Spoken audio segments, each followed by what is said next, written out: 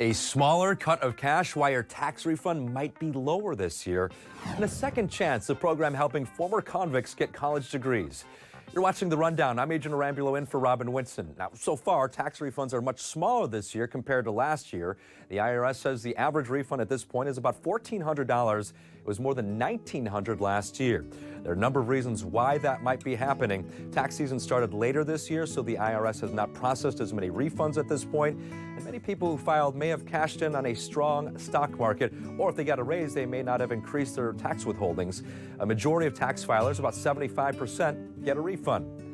There's rain headed our way. Meteorologist Belen de Leon is timing it out for you. It'll be mostly dry Friday into Saturday, but on Sunday, we're expecting our next storm system to move in, and it's going to stay a while. Now, the rain we're going to see has the potential of causing some flooding, mudslides, rock slides. As of now, our northern Ventura County mountains have been placed under a flood watch starting at 4 p.m. on Sunday, lasting through 10 a.m. on Wednesday. So here's a look at the timeline of the rain. On Saturday, it will be mostly dry, but we'll have a chance for some showers late in the day. And then from late Sunday through Wednesday, we're in it. We'll have periods of rain, heavy at times, and as of now, the heaviest rain expected to fall on Monday and Tuesday. It'll be a warm storm with that snow level pretty high, above 7,000 feet. We could get from 1 to 3 feet.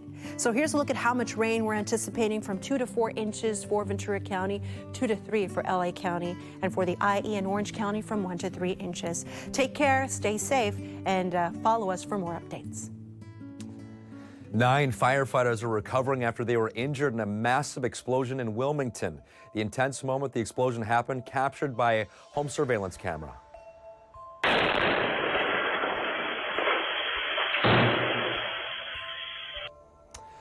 A compressed natural gas tank exploded as firefighters had responded to a truck fire on Alameda Street Thursday morning. That blast created a large debris field.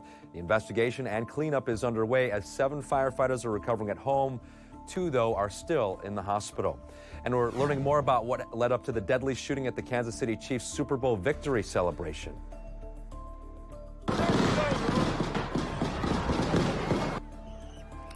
Can hear all of those shots being fired, and police say that this started as a personal dispute, a fight between several people. Chaos then erupted. 23 people were shot Tuesday afternoon, including 9 children. Kansas City schools had been closed that day so families could go out and celebrate. 43-year-old Kansas City radio DJ Lisa Lopez Galvan was killed. 2 teens are now in custody. A magnitude 3.8 earthquake shook parts of Ontario. It happened just after 11:30 Thursday night. According to the USGS, shaking was felt in nearby Redlands and as far away as LA and parts of Orange County. Many people on social media described it as a loud jolt.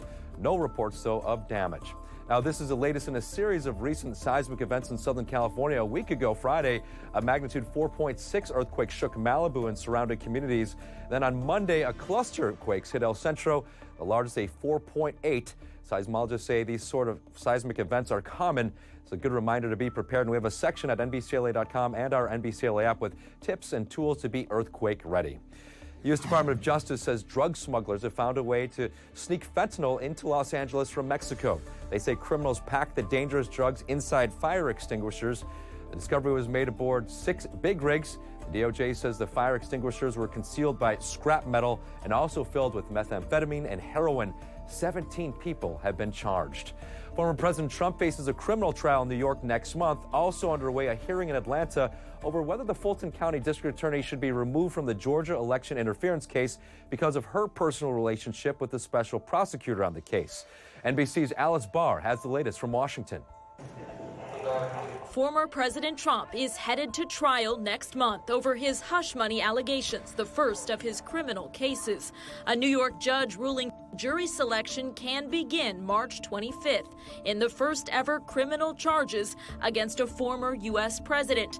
Mr. Trump speaking from the courthouse. This is just a way of hurting me in the election because I'm leading by a lot. That after railing against the cases at a South Carolina campaign rally. I'm being indicted for you, and never forget, The New York charges date back to Mr. Trump's 2016 campaign.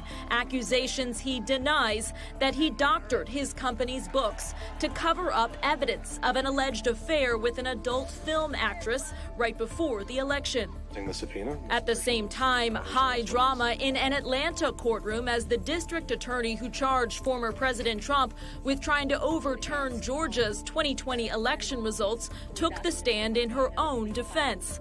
A judge hearing arguments today streamed live over whether Fulton County District Attorney Fani Willis should be removed from the Trump case because of a personal relationship with the special prosecutor on the case, Nathan Wade, who was grilled on the witness stand. A former friend and co-worker of Fani Willis testified the relationship began before Willis hired Wade to lead the case, directly contradicting the pair's statements about the timing. If she lied to the court, she submitted something to the court that she knew was false and inaccurate, what else was she lying about? Serious questions about the district attorney's credibility, now threatening a criminal prosecution against former President Trump. In Washington, Alice Barr, NBC News. We're hearing from one of the rescuers who helped 6 hikers to safety from Mount Baldy. LA County Air Rescue 5, the helicopter crew that was dispatched to save the 6 hikers, were stuck Wednesday at more than 9,000 feet up. After several hours, those hikers called 911 for help. So it is hit and miss in terms of service up there. San Dimas Search and Rescue relayed to me that they actually were able to text 911. And the text service that San Dimas Station has, when they get those 911 text messages, it gives us or them a GPS coordinate. Now, the hikers were airlifted off the mountain. Rescuers say it's important for everyone to remember that Mount Baldy can be especially dangerous during the winter season, even for the most experienced hikers. Long Beach is hosting a job fair for anyone looking for positions in the space or aerospace fields. The fair comes after recent layoffs at NASA's Jet Propulsion Laboratory. That fair will take place February 23rd from 9 a.m. to 4 p.m. at Long Beach's workplace facility on Airport Plaza Drive. Now, for many teenagers who serve time behind bars, getting out and going on to college may seem impossible. But thanks to a program founded by formerly incarcerated students, dozens of recently released inmates are now college students at UCI.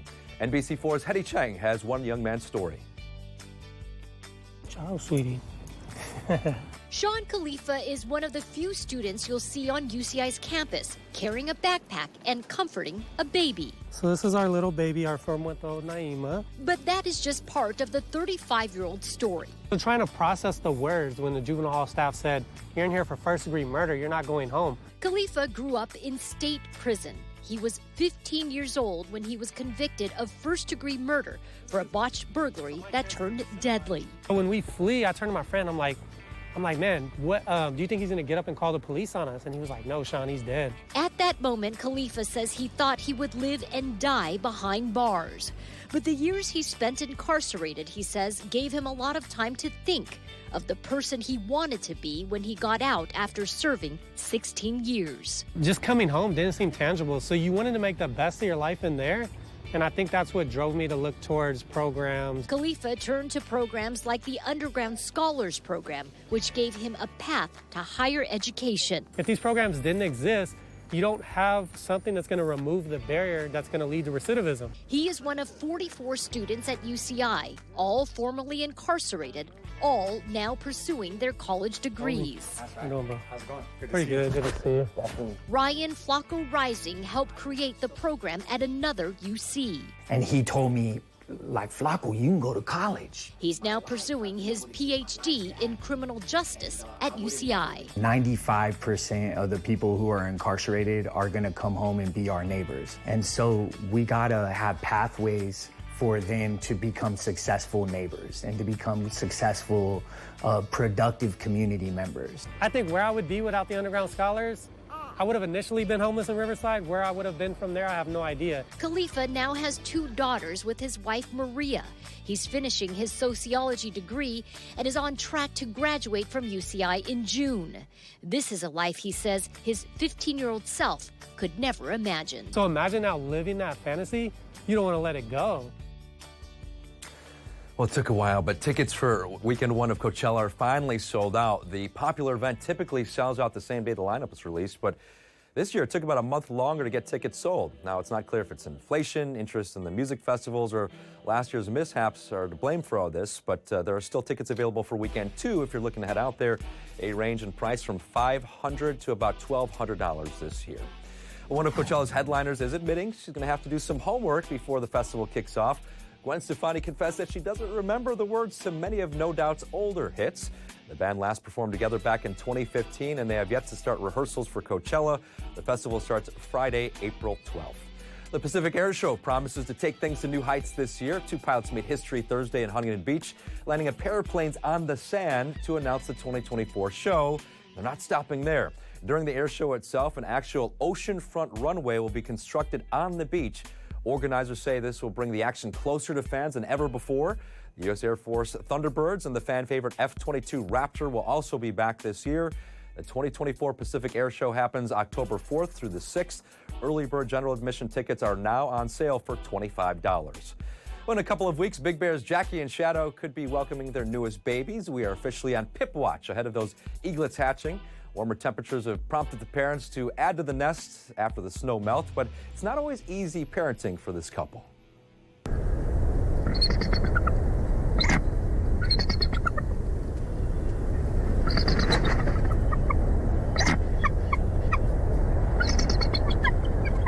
I think she's saying, "What took you so long?" The group Friends of Big Bear Valley caught the couple talking it out after Jackie wanted a break immediately. The organization says she initially yelled at Shadow to come back. He got the message loud and clear, made it to the nest within seconds. Jackie proceeded to instruct Shadow as he quietly listened. And this one will make you feel good. It's the story of a bus driver who went above and beyond for a young student. Larry Ferris Jr. drives a bus in Louisville, Kentucky.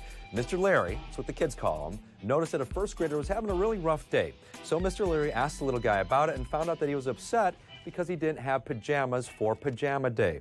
So after his shift, Mr. Larry drove to a store and bought pajamas for him. And just look at that smile. He is so happy. His face just absolutely lit up. He is our little all-star, and so is Mr. Larry. You can always get news and weather updates on the NBCLA app and our website, NBCLA.com. And be sure to tune in to Today in LA on NBC4, weekdays from 4 to 7 a.m. That's where we bring you all of the day's headlines. Thanks again for watching The Rundown.